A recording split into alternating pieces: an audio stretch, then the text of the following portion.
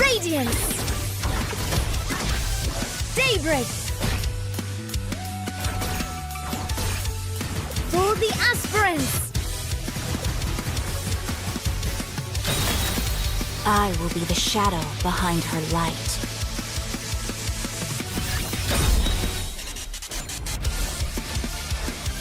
Dark Omen! Nightfall!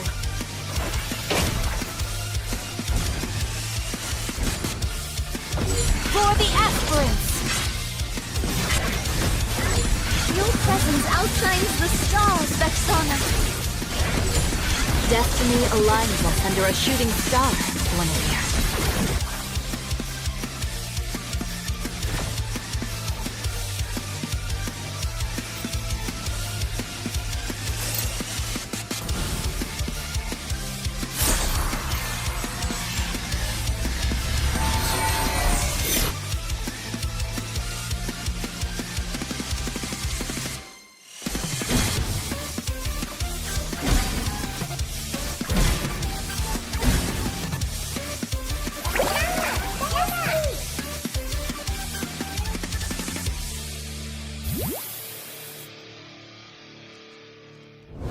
We are the aspirants.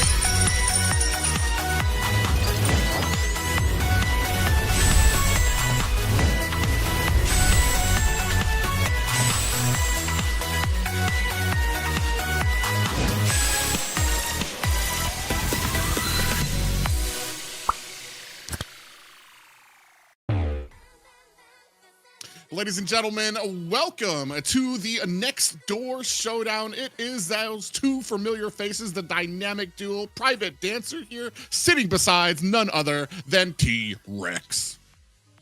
It's been a while. It feels good. Back at it once again. Next door showdown. I'm super excited for this Friday. I think we're going to have a really fun night tonight. Yeah, it's been actually 30 days already of excitement for a lot of these teams here in the community, competing for those diamonds, those neighborhood names, trying to get those little titles for themselves here. Two teams left after, I want to say 32 teams dwindled down to 2. It will be Star Boys taking on Sushi Masters, and it's going to be some exciting games here tonight of this best of 5. Yeah, I think it's overall it's going to be interesting. It's going to be a nice, dipping the toe back into the NA scene, see where the meta's at currently, see where some of these teams have shaken out to. Also, it's just a crazy time because the meta has switched up so much recently. So I'm excited to see how exactly some of our home teams are going to approach this. Yeah, and I was just going to say, too, I've watched, if you guys don't know, Trex has been doing some of the watch parties for PH's MPLs. Long and there's nights. been some meta shifts there, wondering if we're going to see maybe some of that sprinkled out here. We've seen some of those double fighters in both lanes or some other type of mix up here in North America for those community tournament. Yeah, I mean, it's really cool. We've seen things like YSS, super popular in the jungle, back at it once again. Yu Zong in the EXP is exciting. We're seeing things in the gold lane like CC, Ruby gold lane, just all types of different things around the map. It is a very different meta than 6 or so months ago. Yeah, and for me, the really interesting thing here is for Star Boys, they actually have a Fredrin user in the XP lane, which has been pretty prominent. So it's been, I want to say, we've kind of like gone and start tiptoeing outside the box of what we usually see in a lot of these lanes. And it's become very flexible. You really don't know what you're going to see in some of these lanes. And already, Fredrin getting banned out. Yeah, I mean, speak of the devil, you just said it. There it goes, taken out. So Team Starboy already getting targeted on, which I think overall in these first matches, those could be the things that we see as we move forward. It's a best of 5. So not super long like a best of 7. You don't have too much time to adapt, but still, I do think we could be seeing some of these bans change up as we move forward. There goes that CC ban. She has been a menace across all regions, especially in the gold lane, just able to bully any gold laner, any actual marksman that other teams want to bring. Yeah, and she just had such a huge role in a lot of the matches that we've seen. Big thing for me, though, when it comes to like a lot of the community tournaments, and especially once, like I want to say when you start a lot of these community tournaments, it kind of goes into a lot of people's favorite picks. They usually have some of those one tricks that they like to pull out. And as we start dwindling down to those finals, that's where you start seeing those one tricks start to get put onto the bans. And here it really kind of goes to a testament of the teams. What else do you have in the pool? What else do you have in that pocket that you can kind of pull out here to combat? I mean, it's definitely...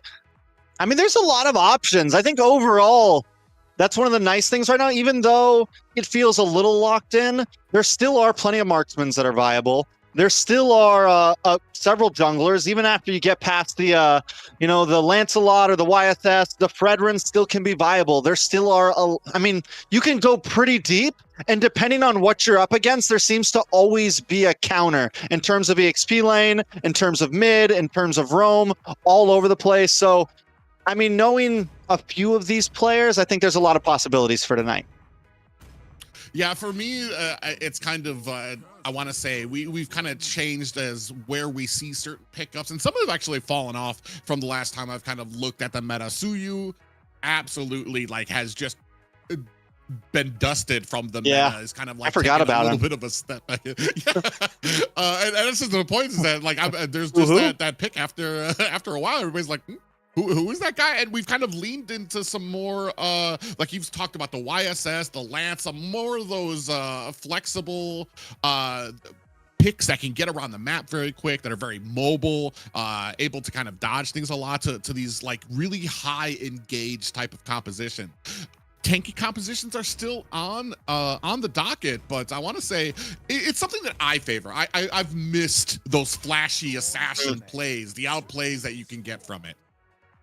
I feel like overall it's nostalgic. It feels like M3, a little pre-M3. The Grok is popular again. The Lancelot, the YSS. I mean, Esmeralda's back in the meta. You're seeing Yuzong's Black Dragons taking on 3 people. Overall, I feel like the meta is in a really interesting spot. My only major worry is the games can feel a little fast right now. Sometimes you're seeing if you get that first and second turtle with 2 fighters on your off lane, you quickly snowball. And next thing you know, the game is over in 11 minutes. So kind of the opposite of tank jungler, like when it was that type of bulky, it's tank offlaners, but you still have high damage junglers, and you are ending things quickly if you can. Yeah, and that was actually something else I was going to bring up too, because one of my favorite things that is kind of tiptoed back and forth in the meta has been the Bane, because they've had a few little upgrades to his magic. The Hawk Tua has gotten a little bit of a upgrade, a lot more damage now. However, with the current meta, with how fast the pace usually goes, you don't really get enough time to kind of build him up to a point where he's actually dealing that much damage. So he's kind of veered off in the meta thus far. You're absolutely right about the Lapu. These are absolutely old school picks. Go ahead.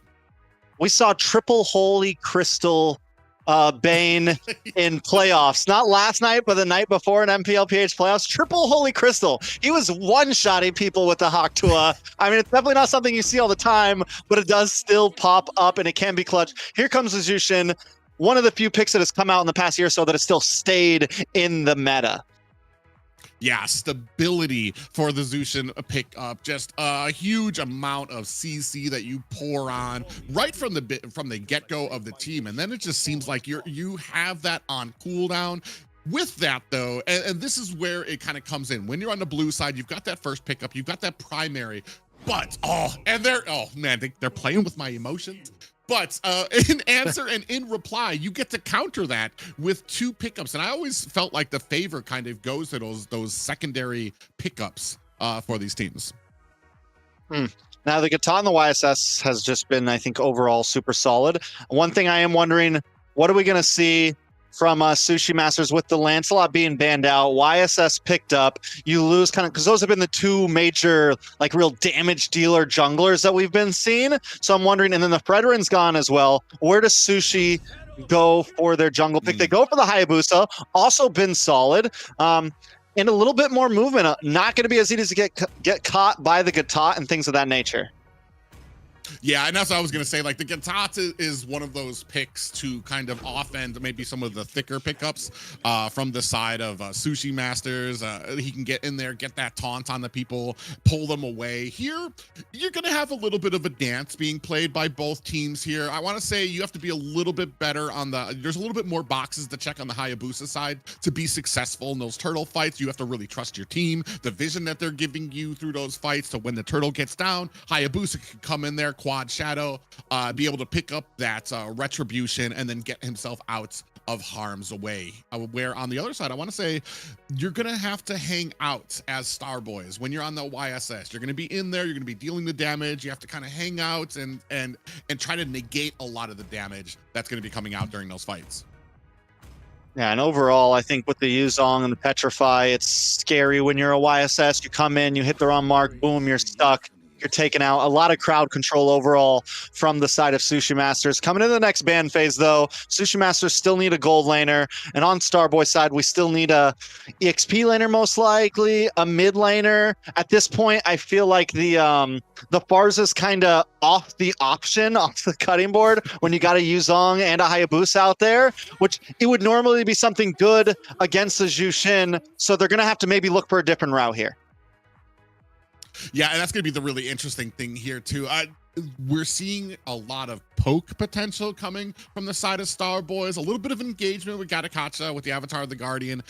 The only thing is, though, like you mentioned, a pretty decent, with these first 3 pickups, a pretty decent amount of CC on the side of Sushi Masters. Not just that, but an ability to get to that back line, to kind of hold them down while you have the damage out there. So I kind of fret for Starboys. I want to see maybe some type of disengage coming from them, maybe some type of ability to kind of protect the Granger to make sure that he's not getting caught. Because as soon as that dragon form comes out from the Yuzong, Granger is going to be on the run. I agree. And so The real question is, do we think we see the Grangers switch over to Purify, maybe play it a little bit safer, or keep the aggressive flicker here? And then it's also how much more crowd control do we think we end up seeing from Sushi Masters? There goes the X-Borg ban.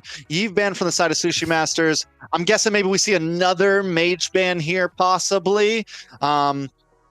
Maybe they still ban the Farza just for good measure, just to kind of get rid of any of those big backline mages. I was about to say, I'll leave the Farza open, keep it out as a bait, a little bit of a bait for the Star Boys to go ahead and I dare you to pick this up, especially with the backline dive that they have on here. And this is going to be the early game here is going to be the big, incredible thing for both of these teams. Yuzong, I want to say before he gets that level 3, he is susceptible to like some of those really early game aggression. Hayabusa does need to get a few kills under his belt to really start rolling with things before he really becomes a menace and really starts doing a lot of damage. And early game pressure is what you might have with this Masha. But without, I want to say, a Hilda ban out there, I'm wondering how this is going to combat and what the answer is going to come out from Sushi Masters. That's not locked in quite yet, but I don't know. I haven't seen a whole lot of Masha. I think there's definitely the potential, especially you just go full damage Masha, end game, you're clapping people. It's a good way to close the distance. They go for the Lunox instead. This has been a solid pick overall, honestly. It's really kind of come back in the mid lane.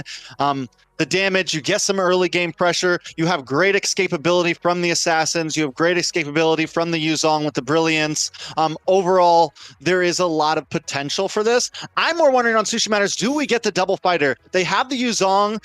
If they lock in the Kalea for Rome here, and then maybe a Ruby. We've been seeing TLPH do this. It's a great answer to the YSS, the Tot, or they just lock in some more damage with the Harith here.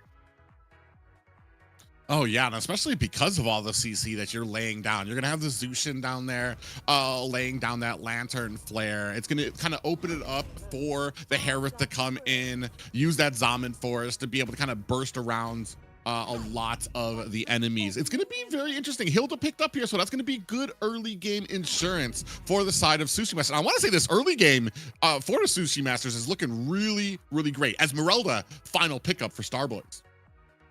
I definitely don't want to count out Starboys just yet, though. They have some pressure. YSS, if they're able to get a kill or two onto YSS in the beginning, the snowball starts to happen, and the damage is honestly insane. They need to look for those combos, try to get Piercer onto this Granger. They have potential, but there's boxes to check to get there for Starboy. Yeah, and I want to say, and we've talked about this before, is just the ease of that road. A lot of the composition coming out from Starboys kind of kicks off towards the mid. There's a lot of good things that need to happen in the beginning of the game for it to kind of roll into the mid game for them. Whereas on the side of Sushi Masters, they've got a very strong early game. They capitalize on that. Honestly, they just need to not die in the early game to kind of get that snowball going for them. The engagement, the early game for these XP lane and then going into these turtle fights is going to be the big decider for me when it comes to a lot of these fights and these clashes. Yeah, I think rotations overall, I like Sushi Masters in the early game, but let's jump into the Land of Dawn. It's game 1 of the grand finals.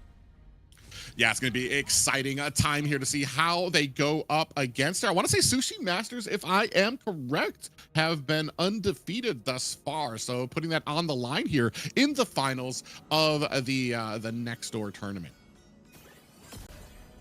So I wanted to speak a little bit about rotations, right? I think overall with the Yuzong, you have some advantage over first turtle. The Black Dragon comes out, you're able to kind of pressure in. And then same thing with the Hayabusa. You quad in, you pop the shurikens, you look for those turtle steals. You have a lot of possibilities, at least in terms of early game. And you throw the Hilda on top of that, another fast moving roamer. I think Sushi Masters have a great advantage in the first, 2 to 4 minutes.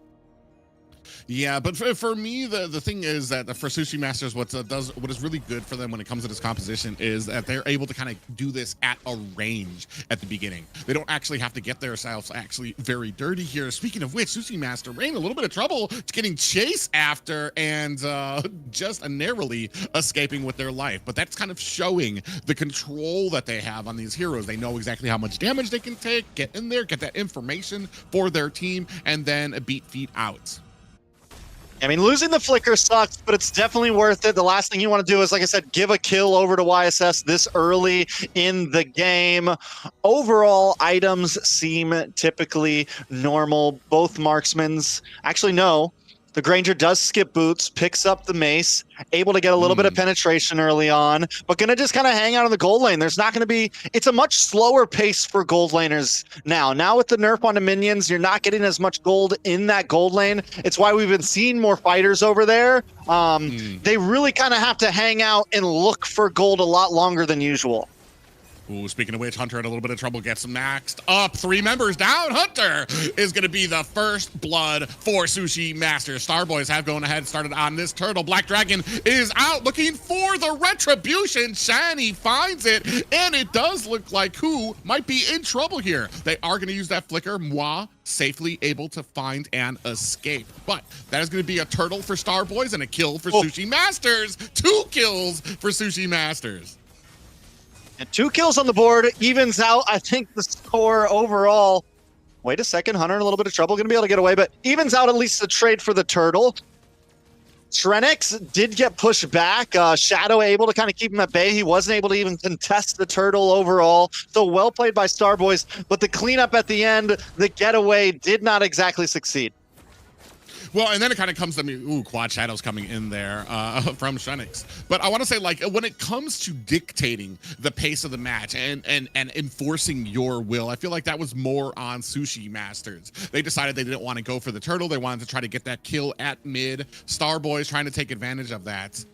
Right now, I kind of put that as a plush for Sushi Masters just because I felt like that is more intentional on their side to be able to get those kills. A little bit of a skirmish down at mid. Sai trying to do the best they can. Hunter's gonna have to back up there. Shadow leading up the front. All right, so Starboys at this point just barely behind. It's a tie game. Second turtle could definitely be the turning point. Gold laners, I mean, gold lane at this point when there's 2 marksmen, it almost feels like EXP lane. They're just hanging out. And then up in EXP lane, same thing. You know, we got an Esmeralda, we got Yuzan back, we got these bulky heroes back in action, just trading punches. But even with the slowness of the off lanes, things can pop off around the 6-minute mark, around the 4-minute mark. Second turtle, third turtle are huge. Ooh, big flicker there from Star trying to get out of the way. Avatar the Guardian comes in, sandwiches the Masha pickup. Sushi gonna go ahead and find and escape. It's funny that you bring up how the marksman's kind of turned into that XP lane where they're like, oh, good sir, why don't you take this minion? No, sir, after you, sir. They're so polite with it now in those opening seconds, whereas the XP lane, they're just trading blows. Speaking of trading blows, now we're on the turtle down to about 10%. Another one for Shani and the Starboys. They're looking for an engagement now. Gala looking for an escape on that Hereth. 4 members diving in, find themselves a kill. Wow, on the back end, Moi doing such a great job of holding off the line. But speaking of which, Sushi Masters answering back. Shadow in trouble, down very low, looking for an escape, does not find it. Sai able to find the kill there, and Starboys answer back. But as the dust clears, it looks like a 4-2 lead for Sushi Masters. But speaking of which, Sushi isn't done. Shani in trouble. Gala putting on the boots and taking down Shani. 5-2. Sushi Masters with the lead. It did not have to go down like that. It was just second turtle. Nobody wanted to put down the gloves. Starboys just kept going. Sushi Masters just kept going. Overall, I mean, Starboys come out a little bit on top. They get 300 gold. I do want to give it up to them. From first turtle, they do a great job at zoning Shrenix away. Second turtle, they bring down the Yuzong, Kolu, real low, send him back to the base, and Yuzong pivotal in those turtle fights. He's the one that's supposed to zone and create space for Sushi Masters. And with him having to go back to base, Starboys are able to secure another turtle with ease. Did they maybe go a little too deep? Was the orange buff really worth it? I don't know. They probably could have ended up a little more on top there, but it's okay. They're still playing well in terms of macro. Yeah, I was about to say, I think that orange buff maybe just a little bit too far. Even there was a lot of opportunities for them to turn around. Even after Moi dove under the tower, I felt like, all right, now's a good time to turn around. You know, we got a kill, we got the turtle. Let's go ahead, turn this around. Nope, they continued on with it, maybe overstayed their welcome a bit, but still came out a little bit ahead here and really trying to take it to Sushi Masters, who have, like we said, Hunter in trouble. Gonna use that flicker and still taken down by Sai. I don't think anyone's gotten a kill yet without getting traded back for. Look at Kolu, though, in the midst.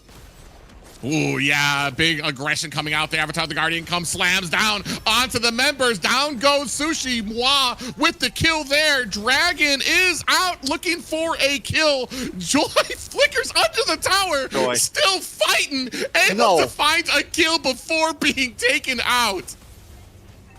All right, 2 for 2. 3 for 2. The fight lasted too long to keep track, but look at the YSS.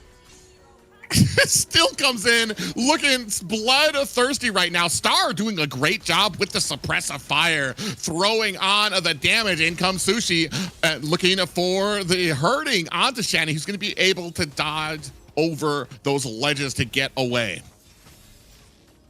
They are throwing blow for blow right now. Every time one drops, the next one comes in, ready to fight for it. Taking a look at the items. I want to focus on the jungle right now. YSS, in lack of better terms, is ahead right now. About 1,000 gold. He's got the Hunter Strike in. He's working on Endless Battle. I mean, the damage is going to start stacking up. He's 3-1-0 compared to Strenix right now, 1-1-6. There's been a lot of kills on the side of Sushi Masters, but they're not always going to where they are needed. And the heroes like Gala right now 2-2-1 hasn't really gotten on. Sushi Master does go down here. It's just the Hilda, not the end of the world. Yeah, but also when you take a look at that Star on the Granger right now, sitting 1K above Gala, already has the Hunter Strike, already has the Sky Piercer there. So he's just doing an immense amount of damage. Speaking of which, immense damage coming out. Gala taken down to about 5%, almost did not escape that tower with his life.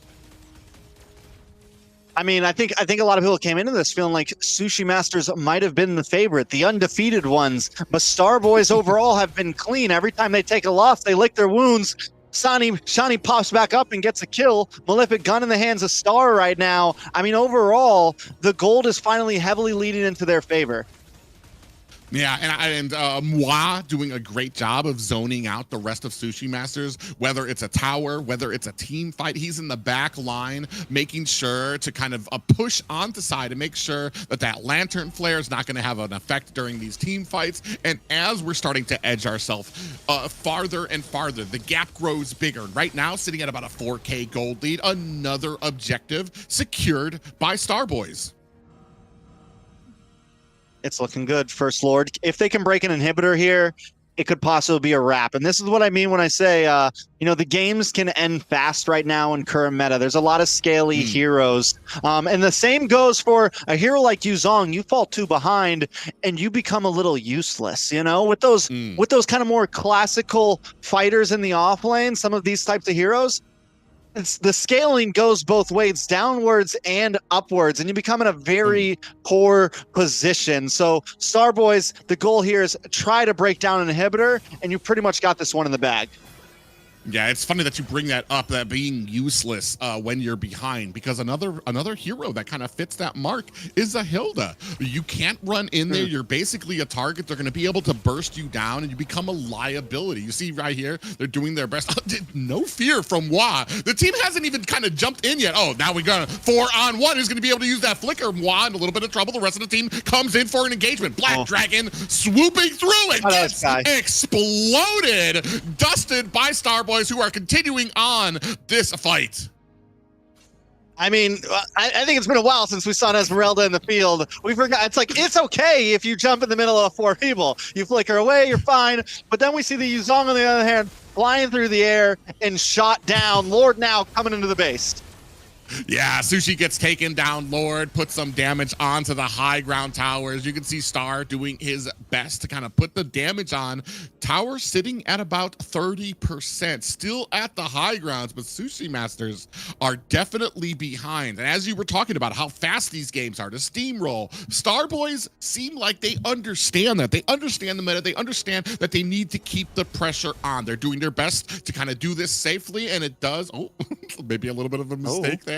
We're right back into the map. All part of the plan. And all part of the plan. Yeah, it's all part of the plan. Pause meta. They come in. No, and diving into the back line with that falling star moon. And now they're going to go ahead and pick up the Esmeralda. Moi doing such a great job. Gets picked up back in. This might be all they wrote for, but able to still get away. Star finds a kill onto the Yuzong. 2 down for the sides of Sushi Masters. Quad Shadows is out. It's locked on the Star, but he is not afraid. Still putting on the damage. Star Boys kind of trying to enforce their will. Minions onto the core. Another wave coming from the bottom. Are they going to be able to stop it? They're not going to be able to stop Star, who is diving in, putting the, they've stopped damage onto the core.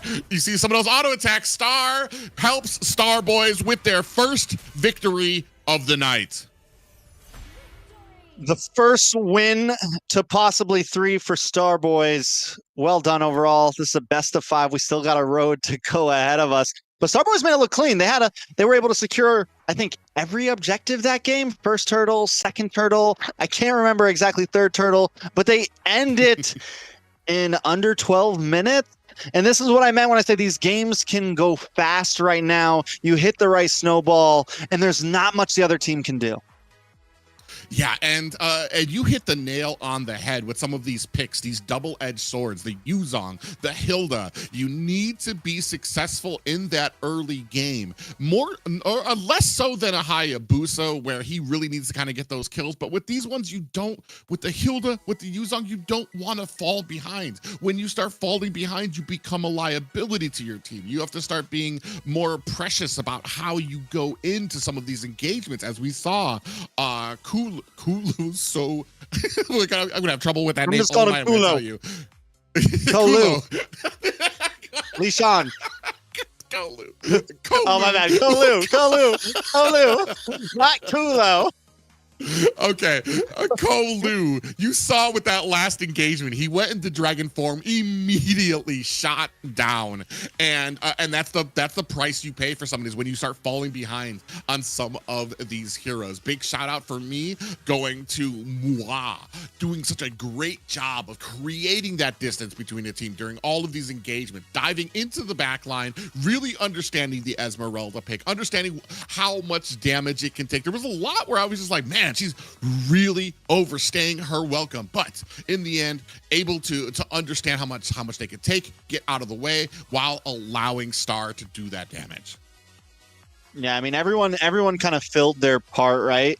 First turtle, I think one of the big highlights for me was Shadow keeping Shrenix, the Hayabusa, at bay and not even giving him the opportunity to do what they wanted, right? And it felt like even in the early game, Sushi Masters were just a little disconnected.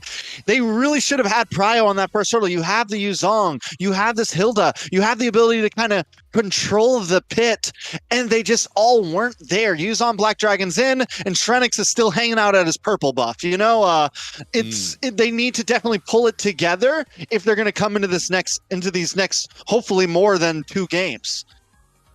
Well, and that's absolutely right, is that especially for that first engagement, you saw the Sushi Masters, they pushed for mid, they were able to get the kill, they saw an opening there, but maybe it comes down to kind of seeing the bigger picture. Yes, there was a kill, but that kill didn't really do much for them. It allowed Star Boys to get the objective, and more than that, it kind of threw them out of whack, because yeah, you had the Black Dragon come in, and it's like, your team's not ready, your team's not kind of coming in for this engagement, and unfortunately, that kind of led that steamroll, like we were talking about, this very fast match, and we're gonna see if they can match, Star Boys can match that pace here in game 2.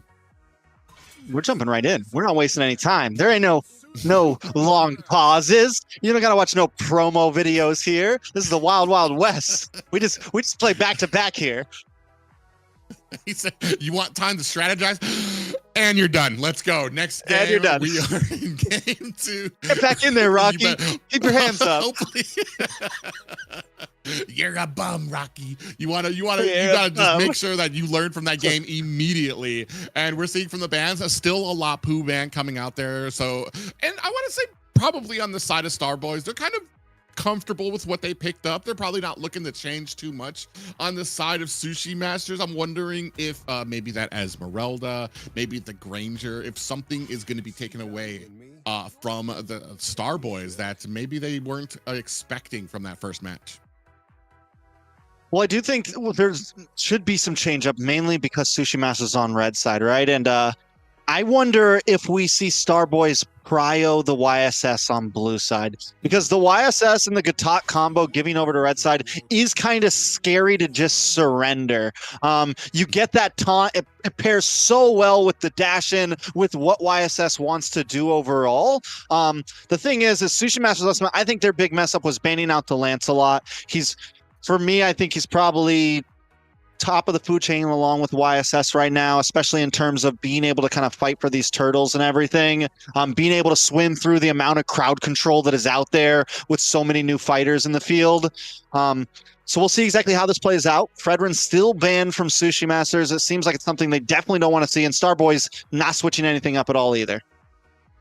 Yeah, right now I'm kind of looking to see. There was a big priority from Sushi Masters to kind of ban out a lot of those mids. Here they're going to take out Zushin, so definitely worried about that. Still out on the board though, we still have that Ixia that hasn't been banned out, and we've talked about it before.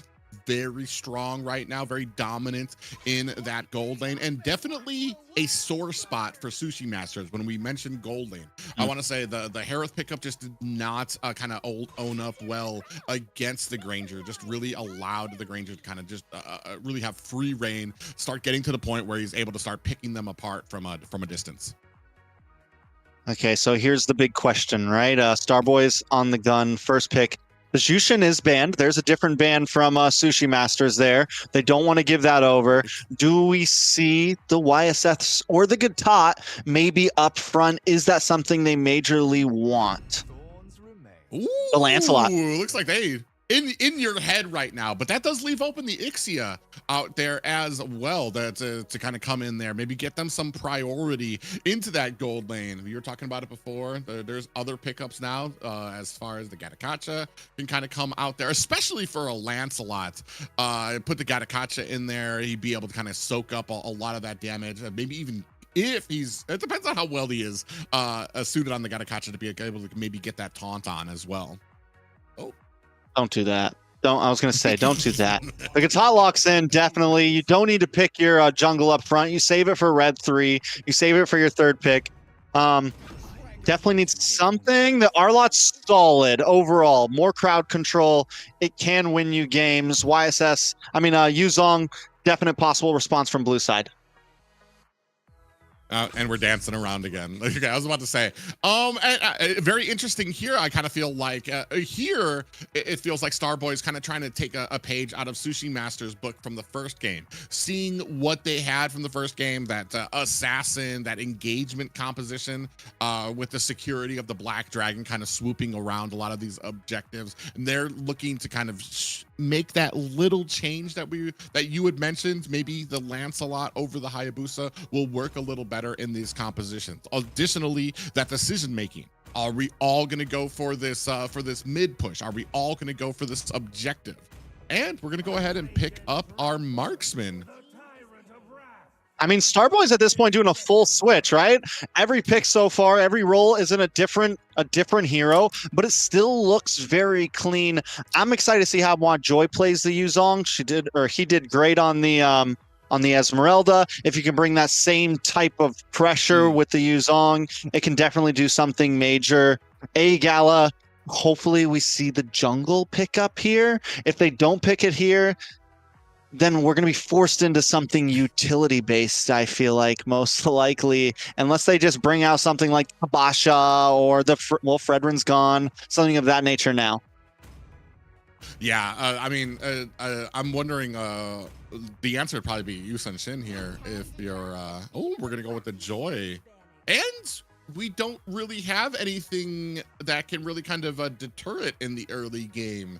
So that's gonna be very interesting. I do I want to say the Moskov, it kind of acts like a counter for the Joy when it's in the lane, just because you can kind of pin her against the wall. You have to be very good on it though. You got to get those angles perfectly to be able to kind of get them pinned against the wall. So it's gonna be very interesting to see if he joins these fights early. Yeah, I think I'm a little mixed feelings about the Joy. I feel like sometimes it really pops off. Sometimes it's like, why did we just pick this? What are you doing? It's not as good as it was, I would say, back when it was like Suyo, Joy, things like that, but it's still Hayabusa was like the big counter to Joy then. But I'm excited to see how Shrenix does it. I wasn't super impressed with the Hayabusa. He had a lot of trouble. This needs to be a better pick from him, because if they lose here, it's match point already. Yeah, and then the interesting thing here is we've got a lot of the picks on the side of Starboys that are going to accomplish kind of the same thing. Well, I want to, not all of them. For me, like I said, my tipping off point was the Moi on the Esmeralda, to kind of put that separation, to kind of push back Sushi Masters from the rest of the fight. Here you've got the Yuzong. If he's able to push back the entire team to accomplish the same thing, I think we're going to have kind of the same type of fights unfold. But that all depends if he dives into the back line and we're able to have the Gatakacha, we're able to have the Arlot in the front row, we might have ourselves a situation where Yuzong is kind of putting himself in harm's way, too far away from his team to kind of close the distance and help. So then that's kind of where I'm looking for with these fights here, especially now, because we're not going to have the poke. We're not going to be able to kind of set the tone with like the Granger and the Death Sonatas coming out. Here, it's going to be a lot more close range here that we're dealing with the Moskov. All right, so Kimmy for the mid lane. Alice. All right, so we do finally get the double fighter here. Alice, now here's my question. I haven't seen Alice in Gold Lane yet. We used to see Alice in Gold Lane way back in like M3. So I'm wondering, is this Alice going to Gold? Or is the Yuzong going to Gold? I feel like either way they could swap it around. But normally both of these heroes, from what we've seen regionally, have been in the EXP lane more often. So slightly different choice from Starboy, but still tons of CC, very front to back overall. And then you have this Lancelot who can pretty much do whatever it wants. Yeah, the only difference for me, well, I mean, we've got a little bit of the early game kind of coming, the Yuzong and the Farja pickups here. For me, the Farja pickup, you've got a Gatakacha out there, you've got an Arlot, you've got a lot of targets on your back for once that ultimate comes out. You've got a lot of people who close the distance on you. So that's my main concern here. But if we set the tone, we set it up with the Yuzong Black Dragon, then we are able to use Farja with the Feathered Airstrike. It could be exactly the type of like wombo combos that you're looking for. I mean, we have a lot of movement on the side of Sushi, right? You got the BMI, you have the Joy, you have the mid lane marksman essentially with the Kimmy. You have a lot of possibilities, but they're also all really squishy. And if they get hit if they group up a little too close and get hit by one bad Petrify, if Yuzong finds the right spot, it's gonna be a moi. It's gonna be a deadly kiss overall. It's gonna be exactly. So we'll see exactly how it plays out. Once again, it's going to come down to the way they do it. Well, and I kind of like the drafts too, because both of them still kind of scream out to me of aggression. Try to get that early game aggression and try to keep on steamrolling that in here. As we move into game 2, ladies and gentlemen, Sushi Masters taking on Starboys. All right, so once again, we see Sushi Masters take a fast-moving jungler. You have someone that can get around the map quickly, but this time Starboys as well have a very quick rotating mid.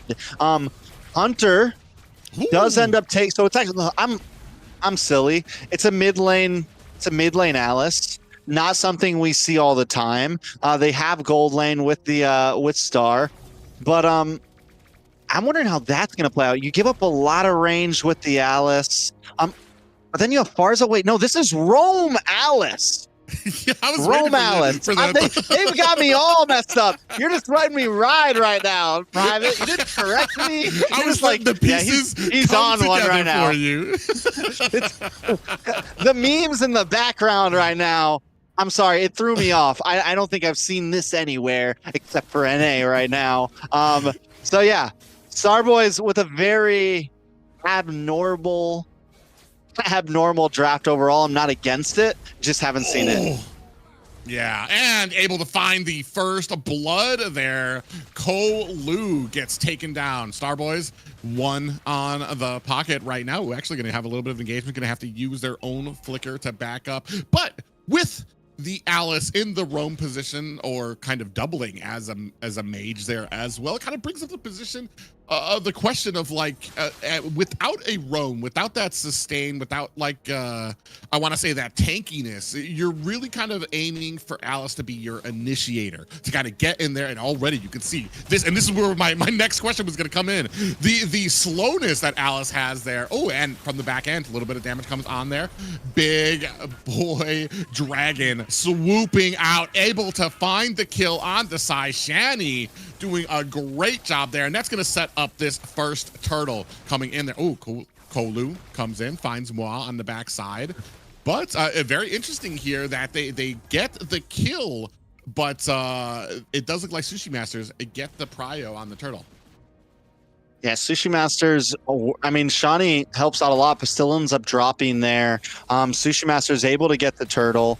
It's definitely, I feel like getting this Alice in the mid is troublesome, especially against the Kimmy. You have, I mean, because Kimmy's just like your worst enemy, because you have no range on the Alice. So you're just kiting back. You're just getting free shots off. You lose a lot of rotation. Joy able to get another solo kill, though, down in the EXP. And this is someone I think we really need to keep our eyes on. Joy played great in the Esmeralda game 1 with a kill already in the bag, plus 2 assists. The Yuzong could definitely get out of hand as this game goes forward. Yeah, I was about to say that as the Alice is having the Shadow having a little trouble on the Alice as the initiator there. You can see already getting kind of slowed up there. But with that said, we still have Moi, who has been nothing but a stable, nothing but a propensity to do great in a lot of these teams fight. Ooh, speaking of which, another little bit of trouble there. We do have the feathered airstrike coming down. Black Dragon is out as well, looking for a target. Has Sai, does not find the Petrify, but Avatar the Guardian is out, and Ashani decides against diving deeper. I think it's a smart move. I think after the last death, Ashani's like, okay, let's take our time here. It's 3-1 right now. Gold still at a standstill. It's very similar to last game, to where first hurdle wasn't the most important one, but second turtles when the gold started to really escape Sushi Masters. So the way they approach this needs to be a little bit different, and I think they should challenge it. They're doing well right now in the early game. Yes, they have less kills, but still they feel confident in their rotations and in these team fights. Yeah, and a lot more confident, because every single time, the problem here is every single time Starboys try to check a bush, regardless of how tanky the member is that checks that bush, it's just they're able to get the slowdown, they're able to get that sustained damage onto them, and then by the time the fight starts, you have a roam, you have a tank that's already whittled down. Speaking of which, we're going to go ahead and start this next turtle fight, looking for the feathered airstrike, is going to zone out 2 members on the back end. Wow, finds himself another kill. Shani able to find the turtle, another tortoise in the pocket of Starboys, who are now looking for an engagement. Hunter's gonna have to use that flicker to get away. Black Dragon is out, looking for the kill onto Sai, trying to escape there. I was wondering if he was gonna go ahead and dive under the tower there, but he thinks against it, trying to play the safe route. And Sushi Master is just a little bit late to positioning for that second turtle there. Hunter with great timing on the feathered airstrikes, keeps Lu away from wanting to engage, and Shrenix was pretty much on his own, but up on the top side, Gala is brought low. Sushi Masters still behind in gold, though. Yeah, and I've yet to kind of see this the Alice pick kind of like pay in dividends just yet. Kind of almost feels like we could have put almost any other anything else into that position that might have had maybe just a little bit more of an effect. I've said that before. Alice can be really good, but it takes a while. She needs items, needs some of that tankiness. Speaking of which, Shani trying to find the engagement, and here just narrowly missing with the ability there, and it is going to have to turn away. Starboys sitting at 4-2. Listen, the Alice has been good in EXP lane. I promise you, Private. I know it's been a bit, but I don't know about this. I mean, the roam, it's definitely going to take time. And the engage is pretty telegraphed, right? You see the blood flow coming at you. You know that she's there. If you're able to surprise them and get that big stun down, it can be huge. But it just feels slow, like you said, overall as roam. We'll see exactly how it plays out. The Black Dragon coming in. Yeah, we see a big engagement here coming. Sai being chased right now. As you can see, Moi is not trying to let them go. And that's going to be a marksman or a mid laner down for the Sushi Masters. Gala able to pick up the kill onto Moi. So they answer back immediately. But 6-3, spreading that lead a little tighter. Oh, and more. Sachi looking in there, able to get the buff. Is he looking for the kill? Stop. Stop he's got one. Looking for the other one. Kolu running for the hills. Does he want this feist? Shani is going to be able to connect it. Another dash in there. Finds a little bit of a pound. Not another one. Don't do it. Is he going to be able to? I think this is going to be it for him. Shrenix comes in for the other side there and is able to find the kill, but gets taken down. And we were talking about the immense damage from that feathered airstrike. That's going to be it for Shrenix on Sushi Masters. 10-4. See you, Shani. I see you right now. That was. This is what we missed. Getting to see the Lancelots, getting to see the assassin junglers, the possibility of big outplays. And Shani definitely has it in him. 4-2-2 right now, given the work to Sushi Masters. Yeah, and right now they have great position on this turtle. They actually look like they're just kind of baiting it right now. They want the fight. They want to be able to kind of come in. I mean, you can already see Moi doing such a great job. The same job he was doing last game, where he's able to kind of get deep into that back line. If they don't answer fast enough, he's going to find himself a kill. At the very least, at the very worst, what he's doing is creating that separation during these fights. Hunter as well, man, just finding pickoffs across the map. Able to find Gala there, just hunting, a bird of prey right now. Cruising across the map, looking for stuns, dropping down the feathered airstrike, in one-shotting the Claude practically off camera. Sushi Masters is safe nowhere. And it feels like the cooldown just keeps happening, and Hunter is not stingy with it. Any opportunity he has, he's dropping bombs. Yeah, and not just that, some of the great plays here by Shani showing on this Lancelot, which has been such a huge part of the current meta, being able to connect with Phantom Executions, connect with those Thorned Roses, connect with a lot of these abilities to be able to do that damage. And it is showing why it is such a high place in the meta right now, because it's very hard to shut down once it gets going. You were talking about Hunter using his feathered airstrike on cooldown. Does look like Sushi might be in a little bit of trouble here. 4 members in, do get collapsed upon. Sushi Masters looking for a kill here. Black Dragon is out, looking for a back lane. He does find a Serenix, and having to use the Avatar of the Guardian defensively. They do find an answer right back, immediately taking down Shadow, but 12-5. Expanding their gold lead is Starboys. I think there's no damage on the side of Sushi Masters right now. Gala 1-2-0, and as I mentioned before, marksmen are nerfed in the gold lane right now. It is hard for them to farm. A lot of damage on a Rain though. Taken out. Another one from Joy. 6-1-2 on the Yuzong. Yeah, amazing game by Moi in both games so far. Here, I want to say the kills are starting to add up. But the first game, it wasn't a high kill game for him because he was just doing his job of creating that distance, pushing them back. Here, I want to say Sushi Masters they don't want to get pushed back, but they have no choice when it comes to this composition, because they're starting to lose people because they're not so quick on that disengage. I'm speechless right now. From the little bit of info I got on this, Sushi Masters were the favorite, and they're getting mollywopped right now. They're getting the works right now. They're backs to the ropes right now. Starboys came to play, and as a reminder, this is not for money, right? This is for pride. This is for talks in the Discord chats. This is pure ego on the field, and Starboys are crushing Sushi Masters, and they're making it look good, man. It's 5 kills for Sushi Masters, and they are not in all the right places. Hunter 3-0-2. Johnny has taken 2 deaths, but still outputting great damage. And Joy, just the captain of the ship right now. Ooh, Shiny comes in with some punctures, not able to connect it just yet. Top. Oh, we do have an Avatar the Guardian, catches 2 members. The rest of the team not there. And this is where the Alice comes in. Shadow from the back end finds himself a final slash, gets put underneath the tower. Great play there by Sushi Masters to kind of evade that. But just as that happens, Shrenix gets caught. Shiny on this Lancelot is all over the map right now as they are looking to find themselves possibly a second tier or a second final tower at the base. All right, 1 inhibitor down. Luckily, if Sushi Masters make it to next Lord, they should be able to. They do have decent clear, unless they go too deep like this.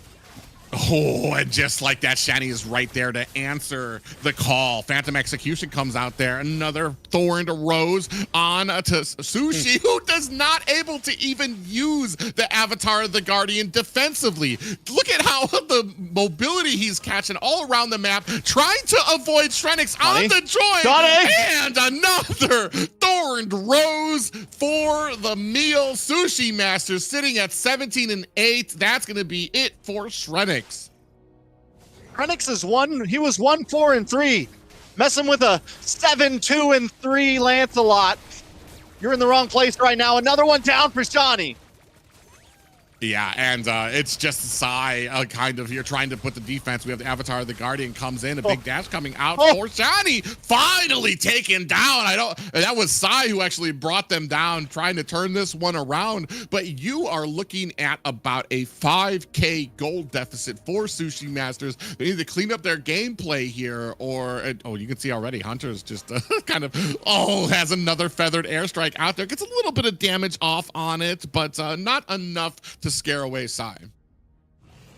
I mean, at this point, it's oppression at its finest. Hunter sitting outside the door, just hailing bombs away, keeping them in the base. I will say Shani maybe went a little too crazy there, was trying to pop off just a little bit too hard. Lord is up. Luckily, Sushi Masters does have an inhibitor up on the long lane, so it's not going to be as hard to control. They do have Gala down there clearing out that wave, but Star is ready as well. With faith in the team and a Blade of Despair ready to engage anytime, Star can just hang out down there. Yeah, and I want to say that you have an uneven fight here. Even in even fight, Sushi Masters are going to have trouble with that. But here you're going to have the pressure coming from Star, who can sit in this side lane, sit in there, push it the moment they decide they want to try to get the advantage. The moment Gala decides to try to rotate to try to get into those fights, he's going to be right there to push. A great threat from Starboys. It means that they are able to secure this Lord very easily. Now you have Lord coming down through the mid lane. Just one more inhibitor left for Sushi Masters.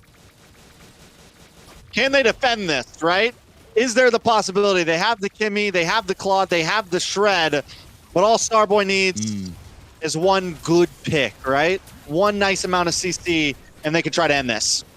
Yeah, they already take down the high ground there, zooming back and forth. Avatar of the Guardian, while the Black Dragon is swooping around. Star able to shut down Gala's ability there, and Wah comes in, able to go ahead and take down Sushi Masters Marksman. It is just 2 players alone against the full team of 5 here. Now, we do have the feathered airstrike raining down damage. Sushi dodging and ducking, gets taken out, and that is a full team wipe. Ladies and gentlemen, Starboys with a clean game 2. Starboys bringing goodwill to the weekend fans right now. I mean, overall, just clean play. And Shawnee, last game, I mean, I feel like last game we saw a little bit from everybody, but this game, Joy and Shawnee all over the map, completely controlling. And though it took a second, even the Alice was able to really just be a frontline menace, buying times for everyone else to really pop off. Yeah, and it took a little bit, like we said, in the early game, Shadow was playing a little rocky there. They had a couple of issues, especially when it came to kind of checking some of these bushes. The only problem is what you kind of touched on earlier, was everybody else on the same page? There were plenty of opportunities in the early game where Shadow, where I believe Moi had face-checked the bush, and you had a decent amount of an answer coming from Sushi Masters, and they just were not able to get the kills, not able to get that pressure before a lot of these objectives came up. Yeah, I mean, first hurdle, Sushi Masters get it. They even get a kill onto Shawnee in the mid lane there right before first hurdle. And then it seems like second turtle, we see Starboys kind of pull themselves together. They're in position early for second turtle.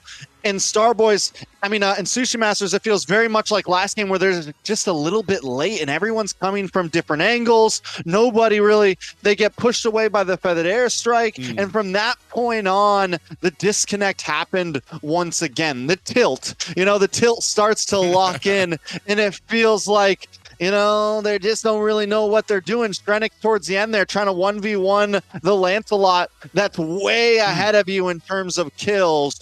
I don't know if the tilt is kicking in, but something's going on there behind the scenes. I feel like the one big thing that was a problem in their plan, Sushi Master Rain on the Gatakacha, you don't want him to be your initiator because everybody's going to be able to avoid that. You want to kind of go after the R-Lot, after that final slash. However, Moi was dominating so hard in that lane that he was never able to be the initiator, so they were never able to take off with these fights. However, ladies and gentlemen, hopefully you enjoyed the excitement from those first two games. We will continue this series to see if Sushi Masters can answer the call right after this short break.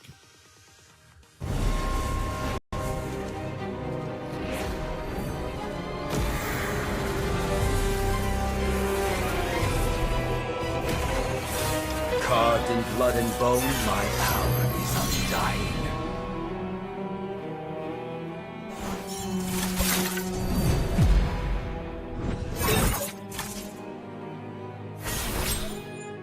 Blessed, cursed, what difference does it make? I walk a path few would dare follow. I am the harbinger of bone.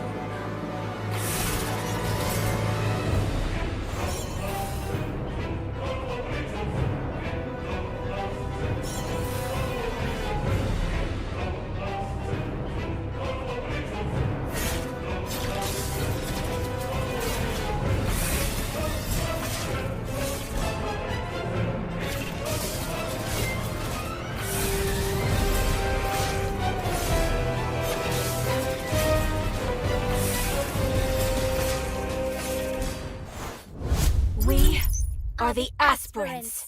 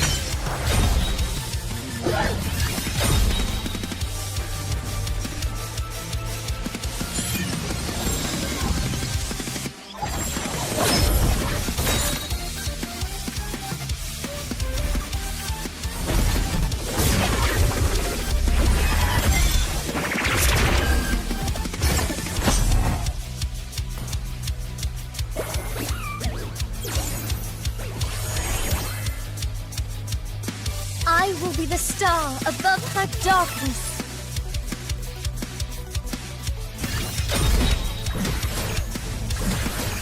Stellar radiance. Daybreak.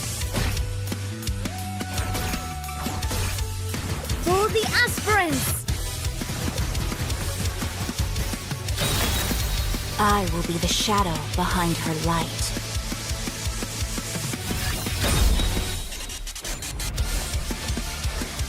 Dark Omen.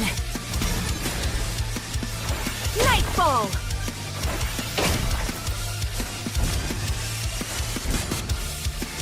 For the aspirants. Your presence outshines the stars, Vexana. Destiny aligns us under a shooting star, Guinevere.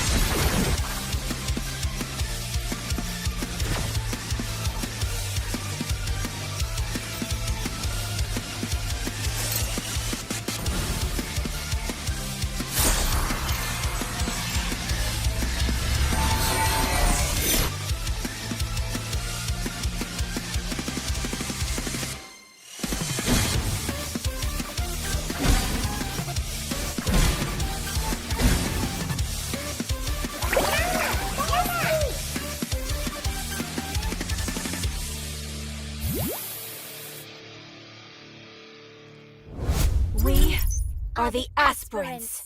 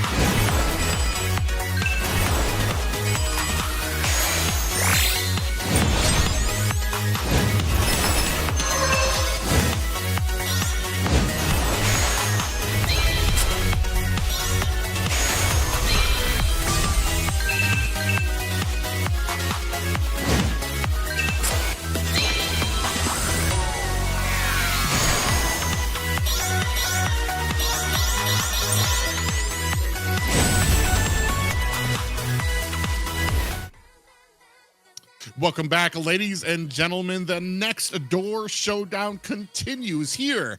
Hanging by a thread, Sushi Masters looking to answer the call against Starboys. Yeah. Can they answer the call, though? That's the real question. You know, Starboys just look clean. Even with the clutch, whatever you want to call it, the pick for the Alice in the Rome, it worked out. And just their comms, the way they're moving around the map, every objective, they're making it look like it might be an early night for me, you know, and that's okay. I would love to see this go to game 4, but it's looking rough for Sushi Masters. Yeah, the big thing for me, I still am kind of the mind that anything other than an Alice might have worked there, just because the rest of the team on Starboys is just coming together so well. One unit, one cohesive mechanical spot that they all are on the same page. They all are focusing on the same target. They know exactly what they need to do. Where on the side of Sushi Masters, they don't have bad drafts there, and at the beginning they look like they have those pieces that they need to be able to kind of thwart the early game push. It's just everybody doesn't seem like they're on the same page when it comes to getting the stun on somebody. Everybody colliding in, being able to pick up the kill, or everybody going for an objective, or like Trex pointed out from the last game, a Joy, an underfed Joy, diving deep into the back lines to take on a fed Lancelot. It just is sometimes it's just those decision makings that add up after, even if they're small mistakes, they begin to add up until you're in the late game and you're losing by a huge margin. And as we've been seeing, that margin grows very quickly in this current meta. If you do not It used to be like 2K gold lead, not the end of the world by First Lord, but 2K gold lead happens at second turtle now, and then that turns into 4 or 5K by First Lord, and then out of nowhere your inhibitors are dropping and it's GG's. Here's the note though, Sushi Masters semifinals. They lost game 1. They reverse sweep in a best of 3. It's different than a best of 5, but maybe this is all part of the plan, Private. You know, we get beat up a few times and then we respond with the reverse sweep. It's not out of the abnormal for North America to see something like that happen. Yeah, North America, I want to say we've pretty much made our name on those reverse sweeps, those dramatic. If it's not drama inducing, North America don't want it. Here, Starboy's looking to kind of add to that story. They don't want to close they are looking to kind of close the book on this. They don't want to see that reverse sweep. They don't want to give that momentum up here. Ooh, and it I mean, apparently Sushi Master, I was about to say, yep, Sushi Masters are believers in the Alice, unlike me, but they're going to go ahead and take that away from Starboys. I think we just see YSS Gatot, though, again from Starboys here, just like game 1. And I was hoping that with the same exact draft coming from Sushi Masters, we might see them take one of those 2 picks and force a different red side draft from Starboy. But again, Starboys, they're feeling comfortable. They're 2-0.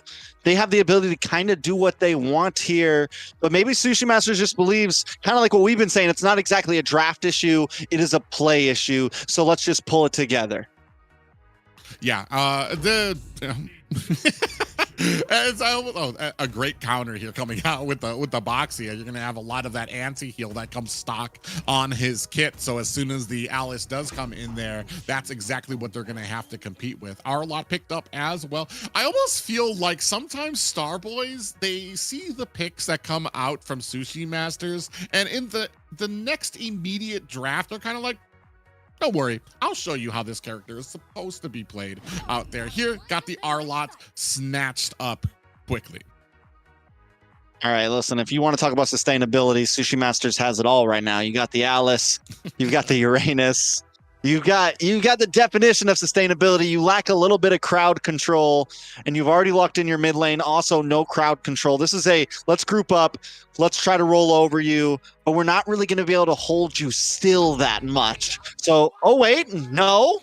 I thought they already locked in. It's been a while since we've seen drafts come this way. They lock in. Yeah, the X-War. They had me fooled. They had me fooled. Which is, it's an interesting pickup. I'm guessing maybe to kind of try to counter out the box. Yeah, I feel like he's a little bit more immobile to kind of go against an Arlot out there. And I want to say Iceborg kind of suffers against some of those more mobile heroes. And that's exactly what you're seeing kind of being picked up here, like spotted out right away by Starboys. Immediately going to pick up the Valentina to match with the Arlot. 2 heroes that it's going to be very hard, that if you're pointing the wrong way while you're spraying with that fire, you're going to have a rough time trying to apply that damage. Yeah, it's a quick way to move around, get to the back of him. It could be a decent, like you said, it could be a decent answer to the Basha to kind of kite. You have, if this ends up being, I'm guessing it's going to be, I don't know. Maybe it's a jungle export. Maybe it's an EXP lane export. Maybe it's a Rome Alice.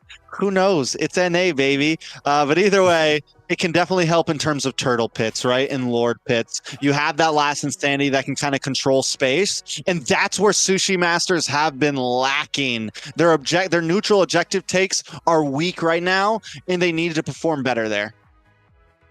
Yeah, not just that, but right now I'm kind of looking for a little bit of CC coming out from there. You're absolutely right that we don't really have much on the side of CC. More than that, though, we don't really have anything that really helps with a lot of these abilities from Kimmy. I feel like Kimmy works well with somebody who can kind of force the opponents to kind of group around, but the composition that I'm seeing from Sushi Masters, I feel like having the Alice out there, having the X-Borg out there, it immediately tells the enemy team, get as far away from each other as possible. And that's not really where Kimmy shines either. All right. Matilda gone, Hayabusa gone. We still need a jungler from, no, we have the Bosch on the side of, I mean, but the Basha has Vitalized, so maybe it's Rome Basha, right? It was probably Rome Basha. So let's do it. Run it. The Kimmy's a good counter to the Basha, though. If we have seen Roam Basha, it's not like it's out of the possibility. But with no Hayabusa, no Lancelot, we've seen the Joy pop up. It hasn't done well yet. Still a possibility. Lancelot gone. What else do we have? We have the YSS. No, YSS gone. Yeah, Yusun Shin is out as well. For a pickup in the jungle. Do we just go with like the old? I mean, Boxia is a possibility. I'm leaning that Boxia is looking like a roam to me. Flexed, yeah. I do, yeah, I do feel like here he could fit in as a good jungle, especially because all of the options. You got 1, 2, 3, 4. Oh. 4, of course. There it is. Johnny does not disappoint. Johnny is the assassin player we've all been looking for in NA, obviously. We saw a godly Lancelot, and now, hopefully, we see a godly Fanny. Oh, and I'm wondering what our answer here is on the side of Sushi Masters to be able to kind of combat that. It looks like we're kind of dancing on roams, but I'm almost kind of like wondering, we're already so Kaja. That would be a decent answer. You can put some decent damage onto it. My only problem is we've got so much tankiness on our side right now that I feel like the obvious pickups, like the Kai pickup or something that would offset the Fanny, just would not work in this composition because you don't have enough damage right now, and we really need a way possibly for Gala to be able to apply a lot of that damage. You know, I'm gonna just put the possibility out here, right? The draft doesn't really matter that much because maybe Star Boys are just better.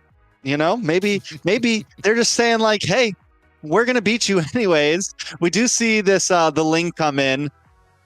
I haven't seen Ling get picked in a while. I do like the we get the assassin jungler pick happening. The Kaja brings in very different. It does end up being Kalea, but still, there's a lot of steals for this Valentina, a lot of options overall on the map to also give Ling a hard time. So both teams, a lot of possibilities in these clashes. Like it's been the past few drafts, who's going to perform better in the Land of Dawn? Yeah, and that's what we're going to be looking at here. Starboy's kind of leaning into this really cockroachy type of like composition where everybody can just scatter so quickly and use all of these dashes to get all around the map. So as soon as that light is shined on them, they're going to be everywhere, and it's going to be on the side of Sushi Masters to be able to kind of lock them down so that you can apply a lot of that damage. And really, I want to say a great almost read coming from them as we, ladies and gentlemen, move on to the third possible game point for Star Boys here as Sushi Masters looking to even the odds. All right. Can Star Boys sweep this out, though? Does Shawnee give us an amazing third game on the Fanny? Or does Sushi Masters finally, as I like to say, put your big boy pants on and pull it together? I'm going to say once again, I think we'll know the decision of this game by Turtle 2. So let's see exactly how it goes down. Yeah, and the great calls about the turtles. The objectives are the big things here where Sushi Masters really need to kind of shape up. They really need to kind of find their footing here. Ooh, big little damage coming on to Moi already, putting some focus onto that XP lane, which has been such an interesting point for Star Boys. Moi has done such a great job of being able to kind of push that lane, enforce his will on that, and make sure that Sushi Masters are not able to answer the call during some of these objective fights. Sonny does use the retribution for the creep steal. Will have time for that to come back before the turtle. So overall, a nice camp steal from Star Boys. He's going to go back, get his lizard as well. And with this mirror rotation happening from Sushi Matters and Star Boys junglers, there's not going to be much steal opportunities for Star Boys creeps from the side of Shrenix. Yeah, exactly here. You can see, I mean, not too bad of a start for them, but like this is where it really matters here. Oh, actually, Koluk doing a great job actually putting on some damage onto Moi. This is going to put them in a good position for this objective. Are they going to go ahead, try to get that kill onto them? On to the top lane. They have the pressure and now immediately starting on the turtle. My only problem with this, though, is just Ling is not that person you usually want to kind of hang out at these fights. Actually, They're doing a great job. 4 members here from Sushi Masters Shadow on the back end, and it doesn't look like Starboy's in a position to contest, so a good first pickup for Sushi Masters. I just want to say that's the first time we've seen Sushi Masters pull up to the neutral objective first. So it's a good start, definitely, on game 3. They're either listening or they're understanding what they're missing, and they know, all right, neutral objectives are the way to go. Even though the first turtle never seems huge, if you get yourself in that mindset, you'll be there for the second. You'll be there for the third. Timing is crucial. Oh, we do have a nice little ultimate that does come out onto Wow, looking for an escape, dives back in, and we do find a kill onto Sushi and trade it back. 2 kills for Starboys in reply. And just like that, we start with the first blood, but Starboy is able to answer back quickly. All right, Hunter gets the kill into his pocket. Modjoy with a kill for himself as well. Luckily, Shrenix, the 1 kill on the side of Sushi Masters, he's the one who gets it. It's a good start, an early way to try to get to this Berserker's Fury, especially with losing some of your camps in the first 2 minutes. Shani able to kind of dance in there, but still has to be careful in the way they approach. Well, you see there, they had Sushi. They're able to find the connecting damage, the abilities on there. Unfortunately, just not able to kind of finish the job there. And when it comes to these objectives, I want to say that's kind of the double-edged sword of having the Fanny there. You're not going to really be able to stay close to a lot of these fights. You need to really read the room, like we were talking about with the Hayabusa pickup, too. You want to make, Hunter in a little bit of trouble. Is going to have to use that last Insanity. Is he going to be able to connect on to anybody? He is not. Actually catches an ultimate himself, and now in trouble. Looks like Sushi is down underneath the tower. A big dive there as Shani finds a kill onto Sai. And that kill is huge if they can do it again, especially with how close to second turtle this is. Sai down, Rain down, Starboys with a great position. It's kind of similar to what happened in game number 2. And what do I keep saying? Second turtle's important. Look at the gold right now. It's almost 2K into the hands of Starboys. Yeah, and they're looking to kind of keep up with that momentum. Wow, gonna catch a little bit of damage there. 1-4 right now. They've really turned this around, and we're already seeing that mobility problem that we read from the draft. Gala, I mean, Hunter's just basically all over them. Speaking of which, big engagement here. Big pop-up there by Moi, who gets eaten up. Sushi with the kill there as well. Shadow in trouble. Sai takes down Shani. Shadow looking for an escape. Will he be able to find it? The rest of the team is there. Star looking for the cleanup, comes in, he finds one. They're looking for another one onto Shrenix. They're following up into this fight. Hunter comes in, finds one, able to secure it, but CY might be answering quickly. 5-6 right now. Sushi Masters have found some life. They put their cards on the table. They know this is it. They know it's match point. The side taken out. Both teams fight for it all. Oh, just as I was over there semi-glazing the side of Sushi Masters, they get a little too close for comfort, a little too comfortable against a Star and Moi, and get taken out quickly. 5-8 right now in favor of Starboys. I overcooked a little bit there. You know, they came out a little burnt on the back end. Sushi Masters just need to slow it down, man. Get your kills and back off. Get your kills and get back to what's important. Objectives, towers, turtles, etc., etc.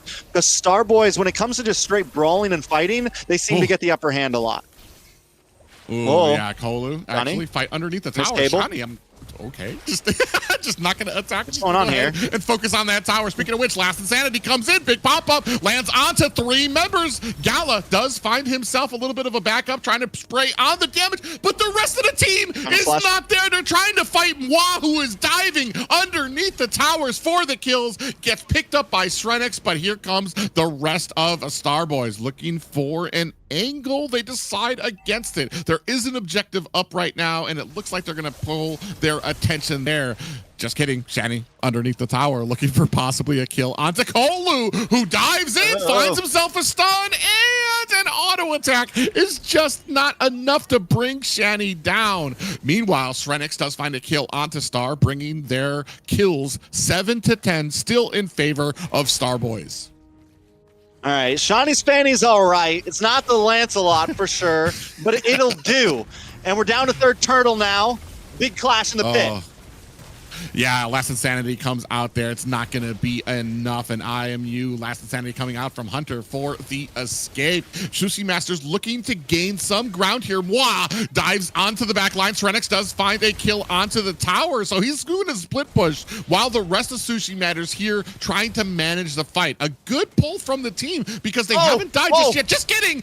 In comes Moi to take out Gal. Starts it off with that final slash. Able to dive in to find himself a kill under tower and then dive back out here. Shadow in a little bit of trouble, taking a heap of damage. In comes Shani looking for the kill. Cables all around underneath the tower, but he gets caught. CY finds the kill onto Shani, answering right back onto Starboys. Moi in trouble. Is going to have to try to dive over this if he can. Back and forth. Look at the damage. Moi is not afraid, able to walk away from this fight, but he dives back in. Gala finds a kill. Moi is down. They do answer. Maybe got a little greedy with that fight. And Star is next on the chopping block. 11-11. Sushi Masters take down 3 from Starboys. I've lost all comprehension. It's pure insanity right now in the Land of Dawn. Moi Joy with an amazing flicker final slash there.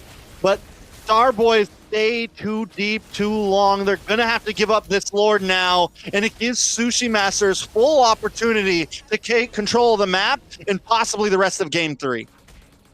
Yeah, and those are just, like you said, stayed a little too long with some of these. Great Last Insanity. Landed on to 3 members there. Serenix able to come in to finish the job. And that's kind of the glory of the composition that they have. If you're able to get in there to whittle down the teammates of Starboys with that Last Insanity, it's going to be prime opportunity, especially at the mid going on to the late part of the game, for Serenix to come in on that lane and finish up the job. All right, so what does Starboys do at this point? They're on the defense for the first time in 3 games, basically. Sushi Masters, they've made some mistakes this game, but I really think both teams have made mistakes, and it's at this point, it's who's going to be able to hit the brakes a minute and finish this game out slow, right? Who's going to be able to take the next team fight and not over push? And if Sushi Masters, now that they're in control, can just keep that controlling pace, they can definitely take this game. Taking a look at the items, jungle to jungle, Serenix has taken a decent lead, 5-1-4. Berserker's Furies, Haas Claws, working on Endless Battle, but speak of the devil, shut down a good chunk of gold into the hands of Shani to help get that Malefic gun, and this is huge for Starboys. Yeah, huge, not just because you had Serenix dive down there to try to answer Shani, who was split pushing, but now you know, it's kind of on your mind, Serenix can't be the one to answer the call. You need somebody else. Who else is going to be able to go down there to kind of answer that, to be able to kind of take down Shani, who's right now at this point split pushing. It kind of understands that they're behind. They don't really, oh my God, look at the damage coming onto Gala. The cables be darned underneath the tower looking for the final cut. Or no energy. Is that going to be it? Yeah, he might be out of it. And there is a big CC, lands on the Shani, and that has been the big setup for a lot of these fights. They're able to kind of find those CCs onto the Fanny, able to kind of start these fights, and unfortunately, Starboys lose a lot of momentum. At this point, we have learned at least that not just one can answer the call. All of Sushi Masters must pull up to take down Shani. This does, I will say though, after getting that big solo, or after getting that big shutdown on the Serenix, we automatically see the gold finally kind of fall back into the hands of Shani. Still a little bit behind, but not 1,000 behind like it was earlier. And that advantage that Sushi Masters had after that first Lord is now back to a standstill. Both teams hanging out in the river. Look at Serenix, a little out of position there, trying to get back to the team. But as long as Shani can keep on controlling these off lanes, there's a lot of possibilities for Starboys coming up on this next Lord. Yeah, right now, though, I fear that we're seeing kind of the opposite effect from both of these teams. Sushi Masters have kind of honed in. They're starting to get on the same page. Feels like they're communicating a lot more easier here. Starboys, looking a little lackadaisical. Maybe they're taking this one. They're ahead by 2, so this is game point for them. So maybe they're feeling a little bit better about some of these fights, not really talking as much. There definitely are some points where it feels like they might not be on the same page here. Big split push coming out from Star Boys here. 4 members of them trying to compete with Sushi Masters here for this Lord, sitting at 50%. Here comes 3 members. Shadow from the side, 10%. Shredix is able to find the Lord. Big fight. Last Insanity is out. CY finds a kill onto Hunter, but that might be it. Shani comes in, finds a kill onto CY. Shredix in trouble. Shani looking for the angle, is not going to be able to find it. Going to have to find that quick teleport back. It is 1-1 down for both of these teams. Just kidding. Gala hiding in the wrong bush gets picked apart by 3 members of Star Boys and picked off finally by Star. Okay, that's good for Star Boys at this point. So 30-second count for Gala. Sushi Masters, though, they just delay this Lord, right? They let it slow push. They wait for the team to come back up and try to break down an inhibitor here if the possibility is there. I like the answer right now. Sushi doing a good job of trying to claim onto the Shani to be able to shut it down. But I mean, still doing a great job. Shani even like it's a player who understands pretty much the ins and outs, especially when it comes to macro portions of this game. Fanny, you said it before, definitely not as good as the Lance, but the understanding is there. The knowledge that if I'm behind on the Fanny, if I'm behind on the Assassin, I need to be split pushing. Actually, he's going to try to answer against another skirmish there, against Shrenix there. And now both teams starting to clash. Lord at bottom lane, the rest of the team, Sushi Masters at mid, looking to find themselves another tower. However, you do still have the push from Shaddy on the back end, looking for an angle to come into this fight. Yeah, top lane just kind of decimated. Look at the dive there from Star Boys. Yeah, big last Insanity coming in. None of the team going to be able to get away from there. Hunter finds a kill onto CY. In comes Shani, looking for the kill onto Gala. Uses that flicker to get away. Might be answered. Shredix comes in, and down goes a member from a Sushi Master. CY is down. Still 5 members. Oh, getting snatched up. Sushi actually might be in a little bit of trouble there. Star finds a kill, and the rest of Star Boys on the fight. Shredix gonna have to dive over that ledge to get away, and just like that, it looks like control has minorly shifted in the favor of Star Boys, pushing on to this mid. Gala setting up. We do have Kolu comes in for a little bit of that. A skirmish, not able to find himself any of that CC. I'm sorry. It happened to you too. Now I don't feel as bad. Taking a look at the items right now. Shani is decked out, has taken the lead over Shrenix.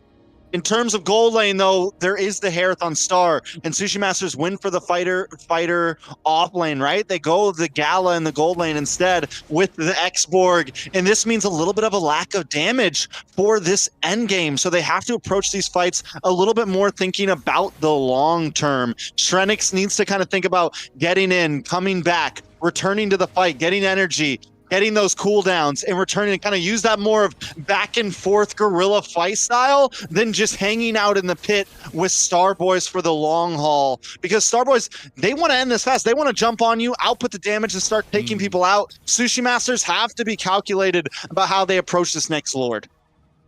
And I feel like Star Boys, they're at a point now where they're just behind, so they don't want to force a lot of these fights that they should be forcing. As you see, Shani able to push the bottom lane, now is able to kind of join a fight. Here, Sushi Masters, I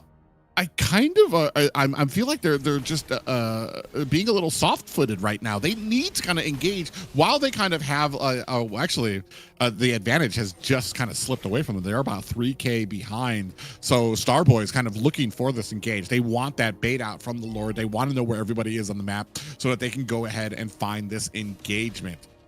Kolu They also gets a little bit engaged upon there right now. Moi comes in, dives in, but you see the rest of the spread out there from Sushi Masters trying to kind of get some of these split pushes.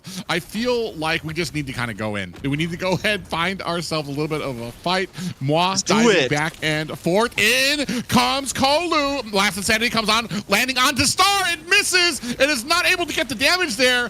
Big pop-up onto Star, and Shani comes in, finds a kill onto CY. Star able to find Kolu. Another last Insanity IMU coming from Star Boys. 3 down for Sushi Masters. Gala and Srenix. Oh, Srenix looking for a steal. Perched up. Finds a kill onto Star. The rest of the team.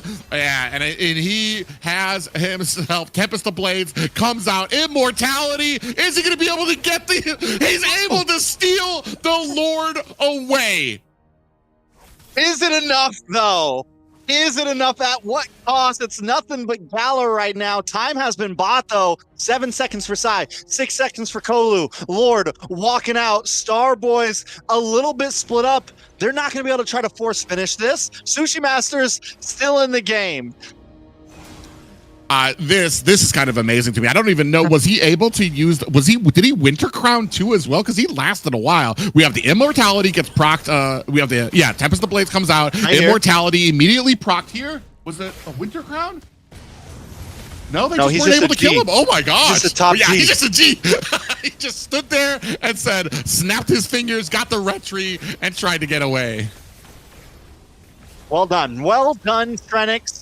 He's had a tough time the past 3 games, but he's able to get a Lord when it's most needed. Everyone falls. He's last man standing, and he pulls it off. And now the map is blue, right? Now the map is in favor, and we're at that end game point where everyone's going to start being maxed out on items, and you have a bit more of a fair playing field. This is shades of, I guess, what happened before for Sushi Masters. They roughed up in the first games, but able to come with a reverse sweep. Big pound. The rest of the team is not in a good position. Gala doesn't have the last Insanity. He's going for it right now against 3 members. He can be able to find it. Does not do enough damage just yet. Star finds the kill. Sai diving back, gets taken out by Hunter. That is 3 down for Sushi Masters from the back end. Star Boys. You see, you see Shani on the Fanny looking to close this one out. High ground tower number 1 is down. Srenix getting chased. He doesn't want to let him recall. Does he? He does get the recall just in time. They might be able to defend this push. Yeah, I mean, if you're being safe from Star Boys, get the high grounds and then maybe just back off a bit, but they want to go in. Tempest of Blades is out from Hunter. Another Tempest of Blades, the actual Tempest of Blades comes out, but Star Boys very quickly focused out on the core, and that, ladies and gentlemen, is going to be your winners. That is how you do it. Star Boys are locked in. You know, we came in tonight thinking Sushi Masters might be the favorite. They had an amazing reverse sweep yesterday, but Star Boys just seemed like a unit. They seemed like every time there was a big play, they knew what they needed to do from terms of map control to objective takes. They had their mind on the game from start to finish the whole time tonight. Yeah, and even the last game there where it didn't feel as crisp and maybe not on some of their prime pickups here, still the cohesion from the team, the answering of what they needed to do was all there. Hats off to both teams, but here there was a stark difference from the beginning of these matches to the last. And right now, great games here played by Star Boys, really taking it to, and a great win for them.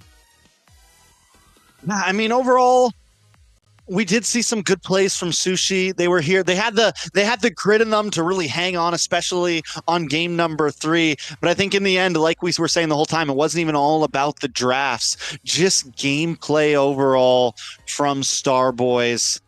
I mean, I got to give it up to Shani towards the end there.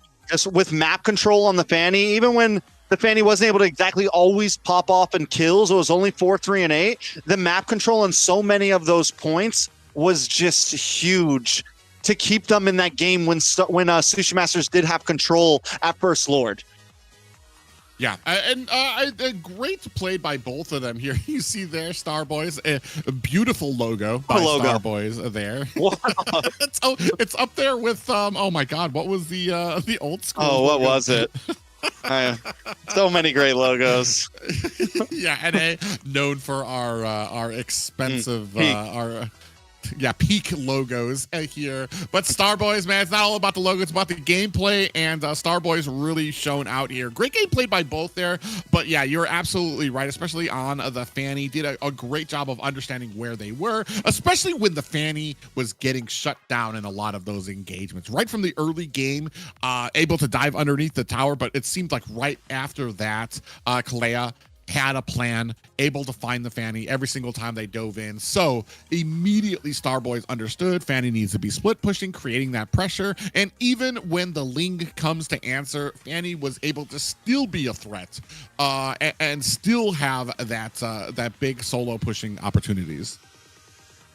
Yeah, and I mean, and overall in this tournament, there were some decent names. Hunter, we see Sushi from old AE, a couple of Aether Explicit players on that side. I mean, just overall, I think Star Boys have definitely earned a spot here, and it's good to see there are still events like this happening and decent fights overall. It was a fun night, a nice little night to brush the rust off in terms of casting, and our champions overall did very well.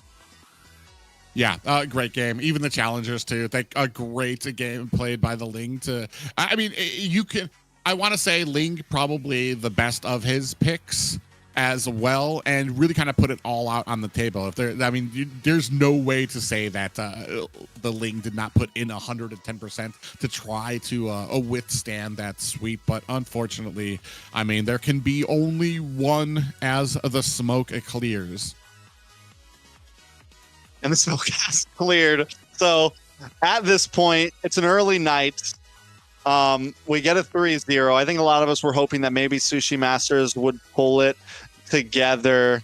I mean, if there's one major takeaway here, as we see a lot in North America for sure, the drafts can be key, but having your head in the game and coming in prepared for the night and knowing what your game plan is what ends up winning these games. And I think that's what we saw from Star Boys, right? They had a very clear, decisive cut game style, though they did make some mistakes. Don't get me wrong. Neither team played perfectly tonight. There was a lot of overextensions. There was a lot of we hung out a little too long, but still Star Boys from start to finish had a game plan.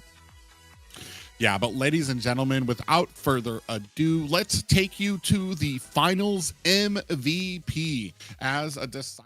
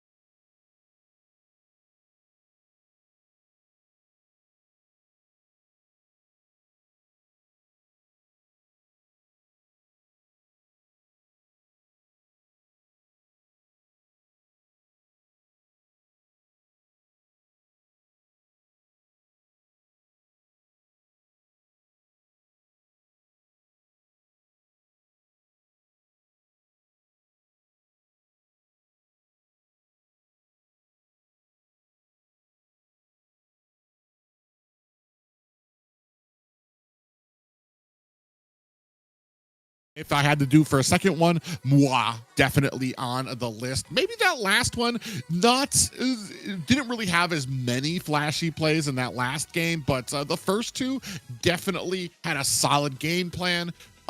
Go out, execute, dive into the back line, make that separation for your team for a lot of these objectives, and just a beautiful execution there as well. The entire team here did very well, and that's why I say, like, it's so important. A lot of people don't really, I want to say, value how important it is for comms, synergy with a team so that you all understand who you should be attacking, what you should be doing, somebody making those shot calls so that the entire team is on the same page. Because you see here, and it's been one of the big adages that I've always been, even a wrong call can be the right call if everybody is doing it. If your entire team does the same thing. And I think we saw here is this was a big example of that. There were a lot of sometimes even mistakes that happened, but for the 90% of the games, Starboys, they were just this cohesive unit. Yeah, and through each game, we saw good glimpses from just about every player, right? Through each games, any one of them could have been an MVP at some point. And if one of them falls short in a game, if one of them doesn't exactly do the big flashy plays, you have someone else who can pick up that mantle for a bit and do what needs to be done. And that's where Starboys really come through here. So definitely hats off to them. A great win at a great tournament. Everyone played through multiple weeks here. And now we get to wrap it up tonight. Definitely a great way to do it.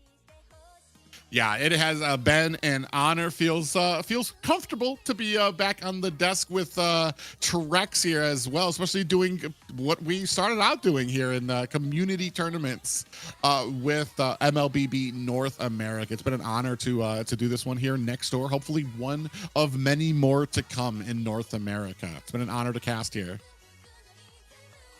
See you guys next time.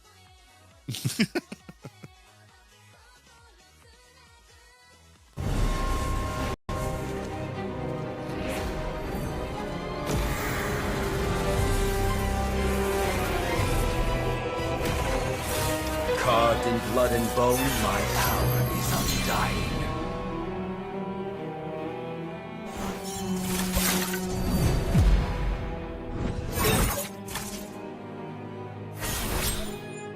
Blessed, cursed?